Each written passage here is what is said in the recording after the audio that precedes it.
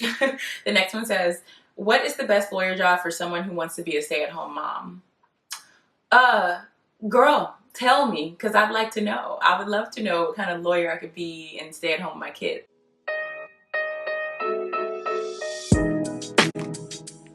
What's up, guys? It's your girl Angela. Welcome back to my channel. Welcome if you're new here. Hey, hello, I'm Angela. I make videos about law school, lawyer life, and all things in between.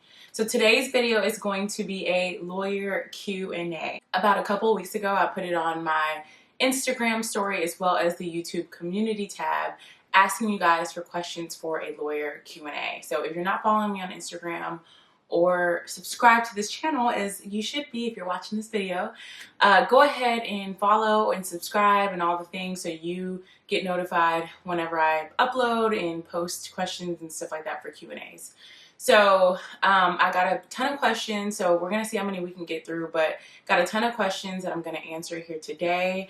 But before we do that, let me just check in with y'all for my returning viewers and subscribers, because some of y'all be returning but not subscribed, so go ahead and do that. But for my returning viewers, how have y'all been? It's been a couple weeks since I posted. You guys already know, lawyer life is keeping your girl busy. But I wanted to check in with you guys. We've been getting a lot of new subscribers around here, which is great, but I wanted to make sure that you guys are getting what you want to see. So let me know in the comments below what videos it is that you want to see so I can make content that you guys actually watch, okay? Because given my schedule and stuff, you know, I want to make sure that I'm putting my time into things that are actually going to be valuable to you guys. So checking in on y'all. Let me know how you are in the comments. I've been good, just crazy busy as usual. So without further ado, let's get into the Q&A. All right, so I'm just reading from my phone and I actually haven't like read through these. Some of them seem kind of long, so some of them might have to be a video and I need to be able to answer it, you know, in a minute or two because there's a ton of questions. So let's go with the first one. So it says, I just finished my very first week in law school. My first term exams start after 3 months. What are some do's and don'ts that you would advise me for study? Oh, wow. Okay, so you just finished your first week in law school. That's a weird term. Probably my biggest don't is don't wait until the last minute to start outlining or get an outline, okay? So if you're going to outline yourself, go ahead and start right away, okay? Do not wait till the last minute. Now, if you're going to get an outline, go ahead and grab that outline. I have a ton of videos on law school and how I did well in law school and my law school tips and tricks. So go ahead and check out my law school tips playlist.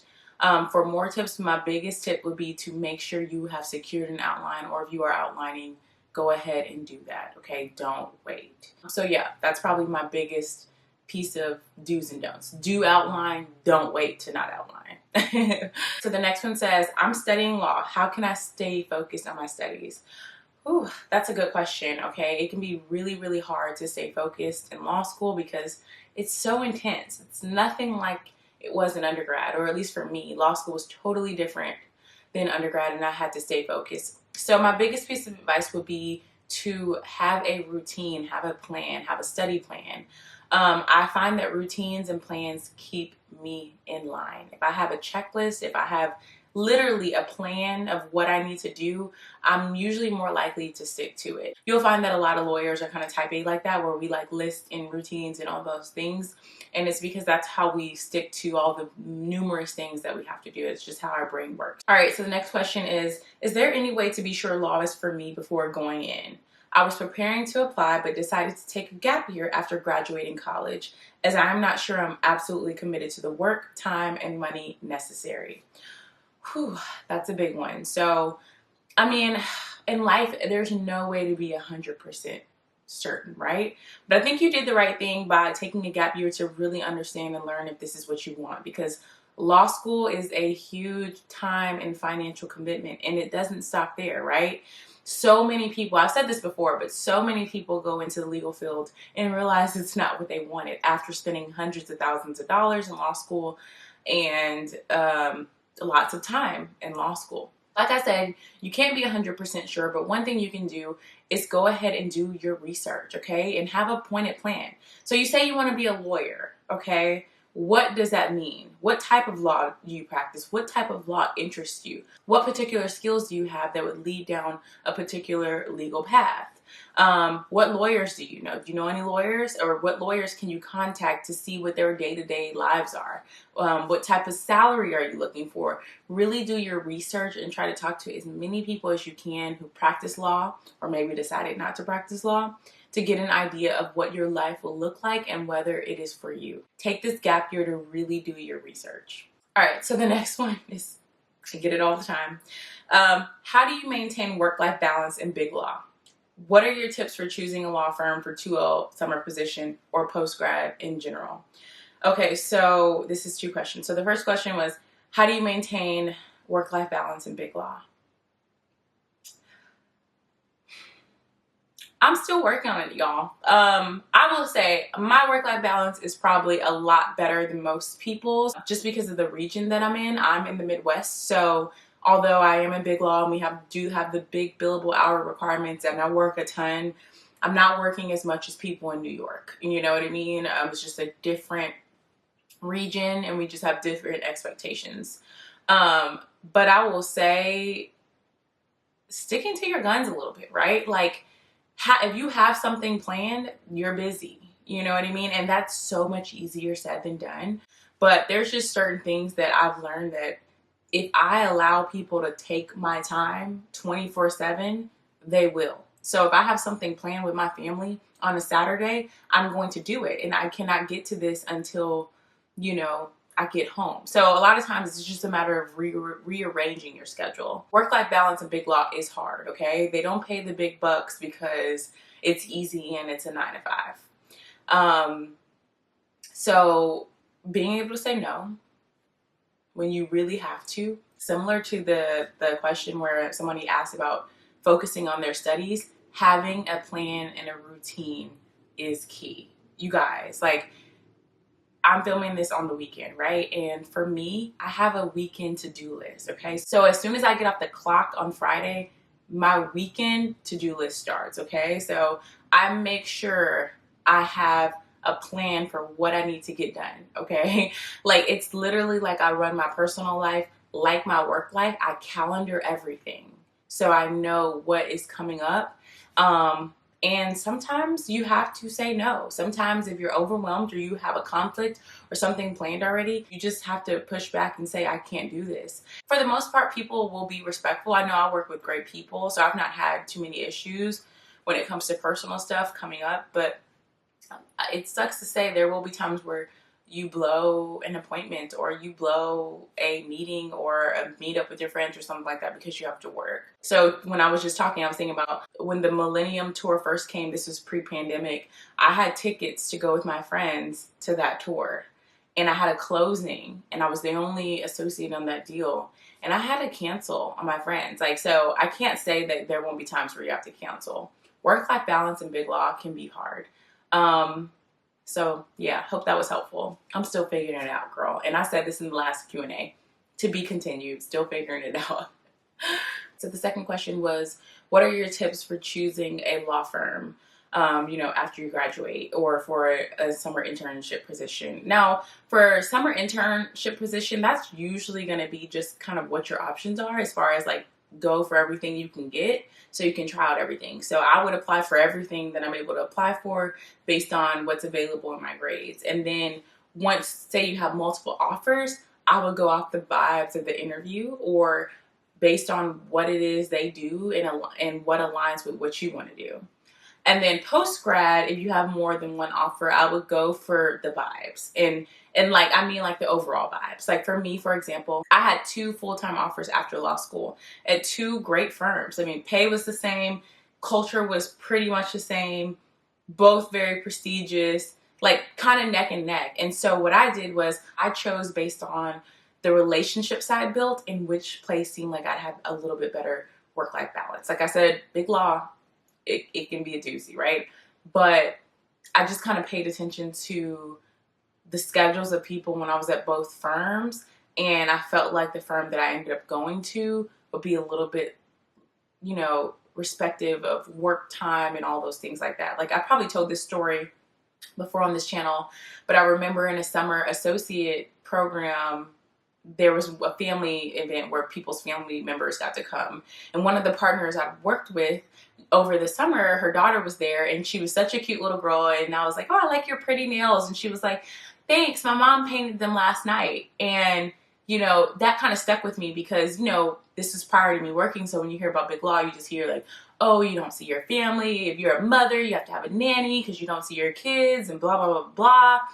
And so to hear her say like, oh, you painted your daughter's nails, like, I don't know, that warmed my heart. And like, those are the types of things that I looked out for that I thought would be indicative to what my work life would be.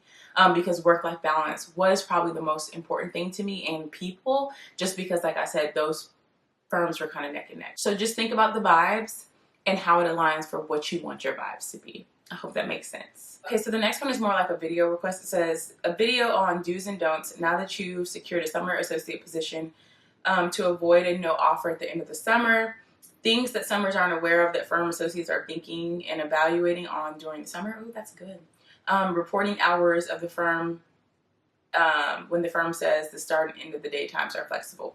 So yeah, that probably needs to be a video, but I'll say a quick tidbit on some of the things mentioned. So when firms, this isn't big law firms, when firms say hours start and end are flexible, it's because it truly is. It really just depends on your schedule and when your calls are scheduled for the day, right?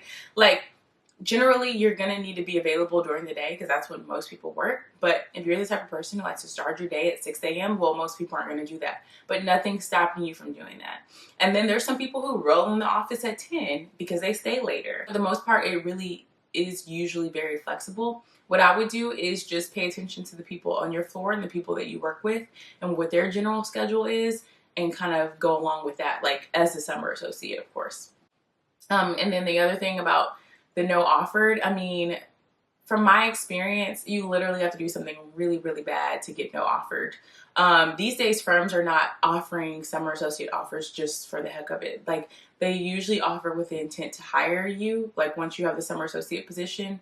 So stay on your P's and Q's. Don't do anything crazy or get super drunk or something like that. Not to say you can't indulge, but just remain professional and you'll be fine. Next question is, can I get an in-house counsel job after having worked in the law firm? What is the average salary of an in-house counsel lawyer? So you absolutely can get an in-house counsel job after working at a law firm. Most in-house counsel positions require that you worked in a law firm, which is one of the reasons why I am a big proponent of working in private practice. If you have the opportunity, because I think it opens up a lot of opportunities outside of private practice. And so you absolutely can. They like you to get that law firm training before coming in and working in the company. So you absolutely can. As far as the salary, I have no clue. It really just depends on the company, public, private. Sometimes you have stock options and all sorts of things that go into your comp. Some companies pay out big bonuses at the end, so your salary might be on the lower end. It really just depends on the company, and I just don't have the stats on what the average is. I haven't done much research on it. I've only worked in private practice, so I'm always worried about what the coins are in the law firms, okay? But good question. The next one says, besides the law that you practice, I think they mean like the area of law, what is another law that you wouldn't mind practicing? So another area of law I wouldn't mind practicing. That's a good question. I don't know, right? Like, I feel like I wouldn't mind doing something on the litigation side, like as far as like the arguments and being in court and stuff like that. But the writing and the research, I don't like it. I don't like writing briefs and stuff like that. So I definitely wouldn't want to do that. It would probably be the same type of law, like corporate, but maybe just on a smaller scale, where I helped small businesses start their corporations or the LLCs and advise small business owners, because I have a passion for that type of stuff. And I find that, you know, in my work, obviously my clients are huge businesses with tons of employees. So honestly, it'd probably be the same type of law, just on a smaller scale, helping different type of clients. And then probably some other like pro bono type stuff, right? Like helping people get off of prison sentences where, you know, they got 50 years for stealing a candy bar because it was their third offense. Like, people like that would be really, really cool to be able to take the time out and help people do that. So yeah. Oh, they also asked, what do I appreciate about the law that I practice now? There's a lot I appreciate about being a corporate M&A lawyer. I learn so much about different industries, which is really, really cool. I've learned so much about businesses and how they work, and have got to see how they operate. And as well as I just have institutional knowledge about business, and just how things work in the business world, and it's come to be very beneficial in my life. If you guys have been following me for a while, you guys know that my husband is a business owner. So as he continues to grow, his business, I just find myself being able to help out there. I have other family who are business owners. So I love being able to have that kind of knowledge that can translate into so much. So right now, I practice in private law, but really the knowledge that I've learned, I could do so many things with it. I mean, there's so many opportunities and avenues that I could go down because of what I've learned and what I continue to learn and what I'm doing. So I think that is super cool. Somebody also asked about the pros and cons of practicing the type of law. The cons sometimes is, like, you guys know I do transactions, and so a lot of times they can just be really fast paced, hard deadline, work all night, work all weekend to try to get the deal closed type things like that. And so it can be sometimes super intense just because sometimes in the market there's a ton of deal flow, right? So I don't work on just one matter. I work on multiple matters at a time. So when things get crazy, it could be a little hectic, and it's not as scheduled. Like, you really cannot predict when the deals will come in, versus, like, say, a litigator, their cases and matters kind of are dictated by the court. So these things are put on a schedule and you kind of know what's coming ahead. And so that probably would be the biggest con, is it's a little unpredictable. Actually, it's a lot unpredictable. Somebody asked me, what are the do's and don'ts in the study of law? That's such a general question. I really don't know how to answer that. But I would say go check out my law school advice and tips playlist. If you mean kind of like law school do's and don'ts, I talk a lot about mistakes that I made. I would say just generally, don't go to law school just to go to law school. Go to law school because you have done the research and being a lawyer is what you want to do. Someone asked, how does one know they want to be a lawyer if they don't know what a lawyer looks like? And that is a great question. How many of you guys, myself included, have been saying, I want to be a lawyer, like all your life, or for a good amount of your life, and you really didn't know what that meant? Like, when I used to say I wanted to be a lawyer when I was younger, I didn't picture what I do now. So you can't know, honestly. You really, really can't. Some people just want to be lawyers just because it's a kind of prestigious career. When you say you're a lawyer to people, they're automatically usually impressed. At least that's been my experience. But that's not a reason to want to be a lawyer. So you don't, which is why, kind of like I told the other person on the other question, is you should really do your research and get an understanding of what it is you want to do, what that'll look like, and talk to as many people as you can who are lawyers and who do what you do, and really get an idea, because you really don't know until you get some exposure to it. A person like me, I didn't get the exposure until I was in law school. So luckily it worked out, but I think you should definitely try to get that exposure prior to law school. The next question is tips for not taking work issues personally. Now, this is kind of vague, but just reading the question, I feel like I know what you mean, because I've kind of gone through this as well. I can be the type of person that really kind of focuses on issues or things that come up and let it get to me. The thing that I've learned to kind of cope with that and really kind of maneuver around being that type of person is to compartmentalize. I compartmentalize a lot. It's kind of the only way that I'm able to get through this crazy life that I'm living right now. I'm probably the busiest I've ever been in my life. And compartmentalizing. And that can be hard, especially in big law, because you're kind of always on call. But compartmentalize and just say, okay, this is work. This is a work issue. That's, this is what it is. This is what I did. And I'm going to move on from it. I'm not going to let it affect my evening with my family, or I'm not going to let it affect brunch. I'm going to brunch with the girls, mimosas.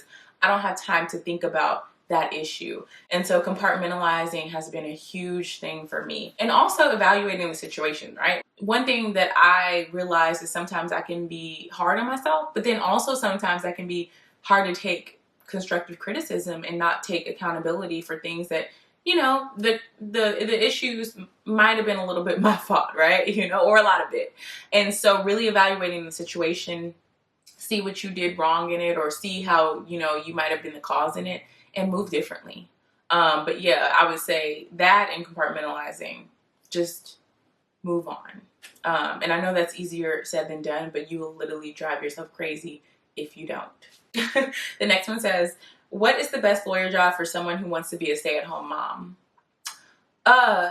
Girl, tell me, because I'd like to know. I would love to know what kind of lawyer I could be and stay at home with my kiddos. But okay, so in all seriousness, you probably might want to reevaluate the lawyer career path, right? Like, being a stay-at-home mom is such a job in itself. Taking on such a stressful, high-stress job like a lawyer, I just don't know how you would be able to do both, right? Like, because when you think about, or at least when I think about stay-at-home mom, I think about homemaking, child rearing, taking care of your husband, keeping the house clean. All these things that take a lot of time and a lot of effort are a job in itself. I just can't imagine trying to do all of that and be a lawyer. I myself personally consider myself a little bit more on the traditional side. So I do try to do more traditional things. I do like some of those more traditional roles, but the two conflict when I'm trying to be, you know, Mrs. High-powered attorney. They just do. So if being a stay-at-home mom is truly what you want to do, I would not even probably take the time to go to law school, because you're likely not going to be able to do both. And that is totally an opinion. So don't take that and run with it.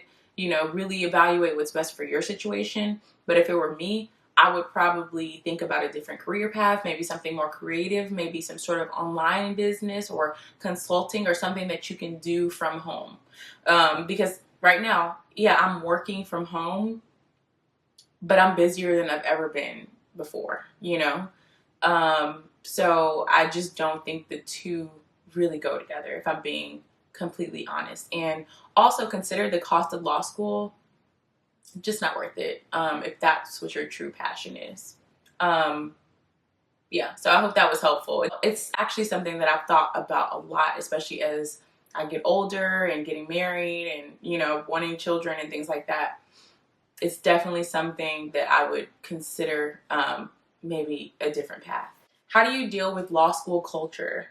In parentheses, they say it's bad. Oh man, I'm sorry to hear that. My law school culture wasn't really bad. I mean, it was competitive, but that's just law school. But it wasn't bad. Honestly, the best thing you can do is focus on you and your studies, okay? Don't worry about those people. Don't worry about any of that drama. I would say kind of stick to yourself or your small study group, because at the end of the day, none of that matters, especially if you're in your first year. Grades should be the focus. Honestly, you shouldn't even have time to focus on the culture. And I know that that probably sounds a little toxic, but you cannot control other people. So what I would do is control my mind and what I focus on and make studying my main focus. And that way, regardless of what the culture is, your grades, your work ethic, and all those things will speak for themselves. So I hope that was helpful. This one says 3.7 GPA, 164 LSAT, shooting for big law. Should I retake the LSAT? Want to start next fall. That's a, you know, it's a lot of information, but at the same time, it's not. So you want to go to big law and you're telling me your stats, which seem pretty good.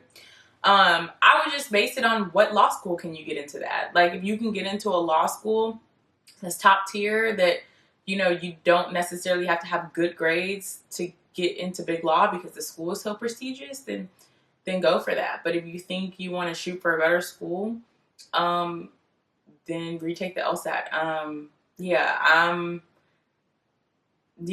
just don't feel comfortable telling people if they should retake the LSAT or not on this such a large platform. I would talk to your guidance counselor and maybe your LSAT prep course teacher, and see what they say. And also, like, if have you applied to law schools, see what law schools you get into. But yeah, that's as much as I'm going to say on that, because I don't want to be responsible for big decisions you make in your life. So with that, you guys, I'm going to go ahead and wrap up this video. I hope you enjoyed the Q&A. I hope it was insightful. For those of you guys who submitted questions, I appreciate you. Keep doing that. Let me know in the comments if you guys want a part 2, and if you do, write some more questions down for me to answer. I'm happy to answer them. Make sure you subscribe. Make sure you like the video. Make sure you comment below, you guys. This engagement has just been, I don't know what's going on with us. I think we need to reconnect. And sorry it took me so long to get this Q&A out. I wanted to do it live so that way I wouldn't have to like worry about editing and stuff like that. But you guys voted and you guys said you wanted a sit down video. So that's why it took me a little bit longer to get it out. But on that note, I will see you guys in the next one. Peace.